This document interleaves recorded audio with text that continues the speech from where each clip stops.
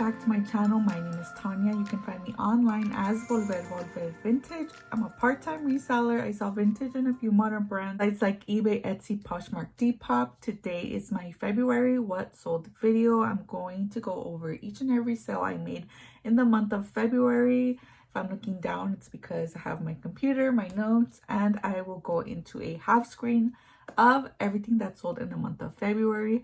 I do these purely for educational purposes to see what's selling for me and hopefully inspire you to pick up something new in the thrift. If you've been watching my channel, you know that it feels like I'm basically starting over. My January what sold video, I'm gonna link up above if you want to watch it, was one of the lowest months I've had probably since the beginning of my reselling journey.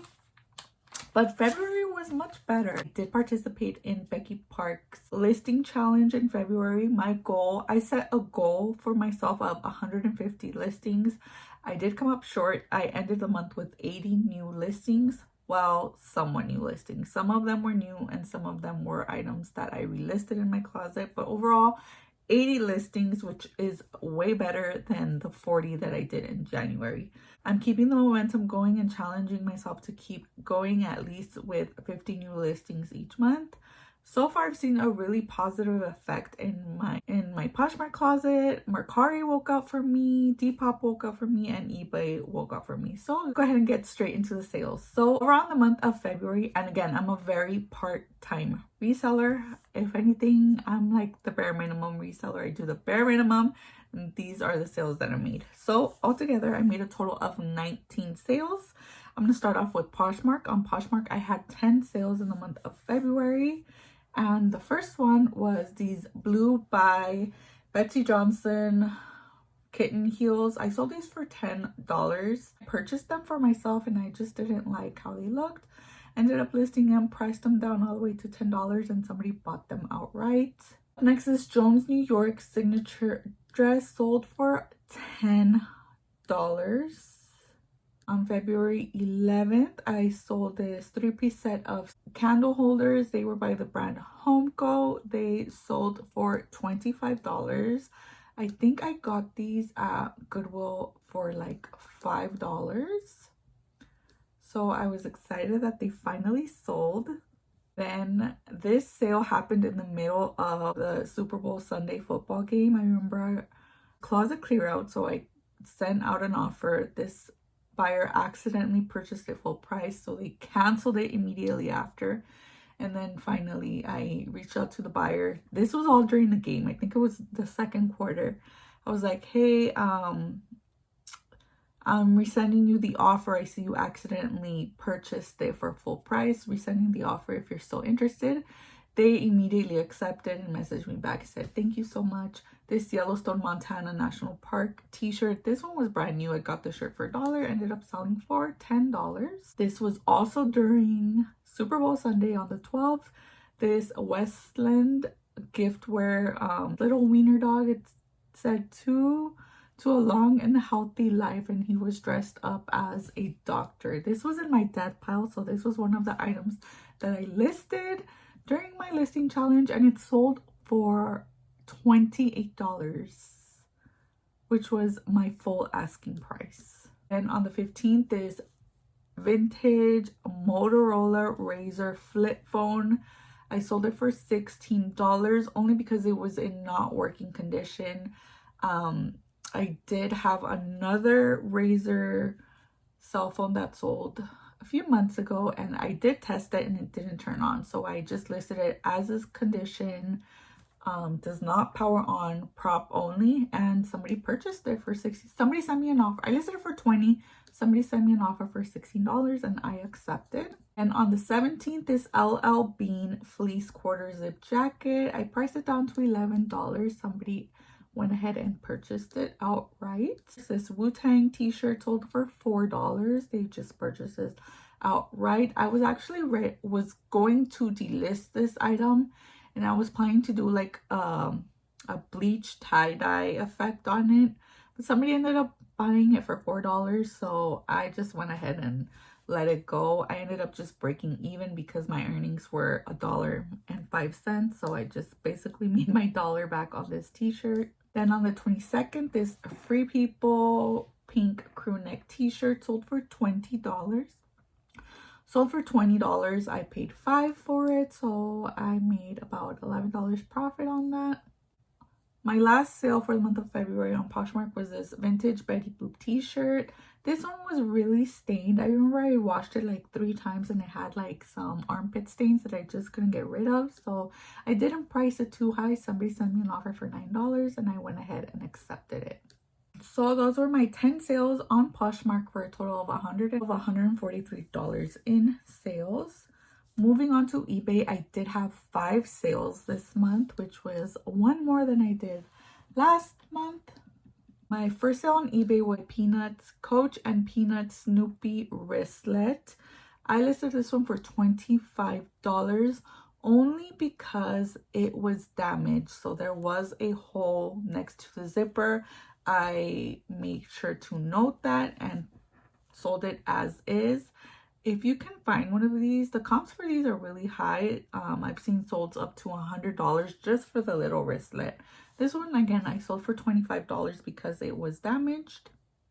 I got this purse for free, this little wallet for free from my sister. She gave me a bag of stuff and I listed it. I had it in my death pile. Again, this was one of my death pile items. Up next, another death pile item that I listed, this Michael Kors small vinyl little coin purse. This one sold for $20. Again, 0 cost of goods for that. After that, I had a Free People mesh triangle bra sale. It sold for $10. This is part of my Free People lot that I have. My cost of goods for that is $3. On February 22nd, this vintage Emiliano Zapata lowrider style t-shirt sold for $16. I probably got this for $1 at the swap meet.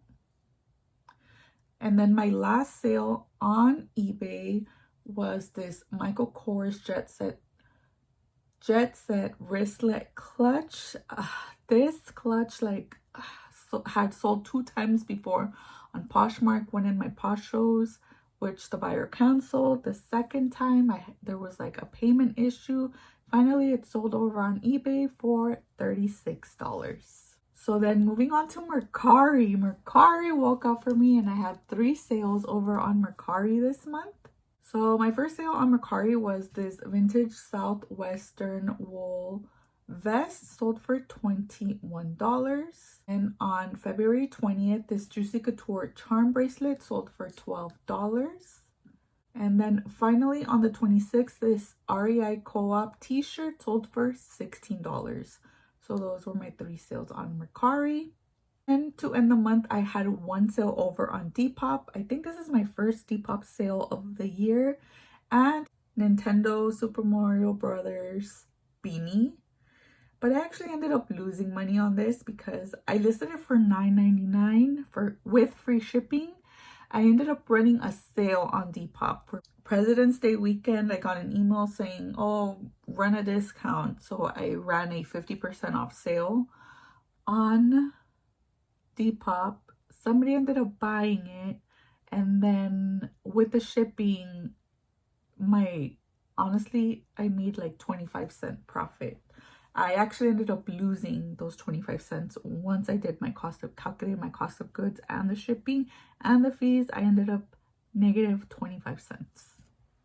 So not all sales were good, but overall, I'm happy with my 19 sales. I had sales on Poshmark, eBay, Mercari, and Depop. Etsy has still not woken up for me. Overall, I had a total of $308 in online sales. Minus my cost of goods for the month, I had $32, so subtract that. I paid $40.68 of shipping because all of those wallets that I had over on eBay, I had free shipping attached. So I paid out of pocket for the shipping. I also gave a couple of shipping discounts, so $40.68 in shipping fees. And then my fees paid to the platforms was $62.33. So my net profit was $172.99. So I know it may not seem like a lot, but this is almost double what I made last month. So it's going up, but nowhere near what they were last year or even 2 years ago, but it's okay. We're going on up. As long as we're going up and not down, we're going good. Besides online, I did had another sale over at DressQ, which is the shop where I have a consignment rack. So over there, I had a sale. It started on January 28th and it ended on February 10th. So my earnings for these sales got deposited, I think, on the 15th. So obviously these earnings go to February. So over there, I had a total of 10 sales for a total of $304.30 minus cost of goods and fees. My profit was $219.80. So that's also going in my bucket for February. And I will do a video next week that will break this down even more, and you'll learn, and I'll explain the fees and my cost of goods more into detail. So besides that, I didn't do any pop-up sales in the month of February, but I do have one in March and I have 2 in April. So hopefully my numbers will keep going up in the future. And besides that, I did have another consignment sale. So my friend Sandra over at Debutante Clothing, I consign items with her from time to time. Usually she'll reach out to me if she needs a certain item or like she's looking for something. So I did consign a winter coat with her that she sold for $475. I'll try and insert a picture of the coat here. It was a Lily Ann, I think it was a mink collar coat. It was really nice. My cost of goods for it was like $20 at an estate sale, but it did need cleaning and it needed buttons, which she took care of for me. She dry cleaned it and she found the buttons that matched the style perfectly. She charged me $15 for those repairs, and then we did agree on a 50-50 commission because she was showing this item, I think, at Modernism Week at Palm Springs. So obviously she had to pay for the cost of the expo, which are pretty high, but she has the knowledge and the expertise and the experience to command much larger prices for items, and she ended up selling it for $475. So I was more than happy to split it 50-50 with her. So after the repairs and my cost of goods, I'm still profiting $202.50 for that one sale. So altogether, if I add up my online sales, my consignment rack at DressQ, and that consignment sale, that Lillian coat that my friend sold for me at Modernism Week, my total for the month, $595.29, and that's the cash after fees, after everything that gets deposited into my bank account. So overall, you guys know that I'm happy. As long as I make $500 a month, I'm okay. So I did hit my $500 a month, but again, it's because I'm expanding besides online sales. Like if I was just doing online, I would only have $172, but because I'm exploring like consignment at this shop, DressQ, and then consignment in through other avenues, like with my friend. That's how I've been reaching my goal lately. I'm not gonna lie, like 2-3 years ago, I was able to hit 500 in sales just on Poshmark. So things have definitely taken a downturn, and I think it's obviously the state of the economy, and I just more people reselling. There's more competition online, but you just have to find new avenues, keep doing research to find items that you can make profit on, like that coat. If I can find another one, if I could sell one coat like that each month, then obviously a lot of work to be out there daily looking for those gems, and I just haven't been searching as much. So hope that with the work that I put in this month with listing, and that I will continue to put in to list more items, especially more vintage items, that my sales will continue to go up and I'll make more sales. So I hope you guys enjoyed this video. Let me know if you have any questions down below. I'll be sure to have this video about consignment sales next week, so you guys can learn more about the fee structure and what I'm planning to do moving forward. Thank you guys so much for watching. I hope you enjoyed this video, and make sure to tune in on Monday for a new video. Thank you guys so much for watching. Take care. See you soon. Bye.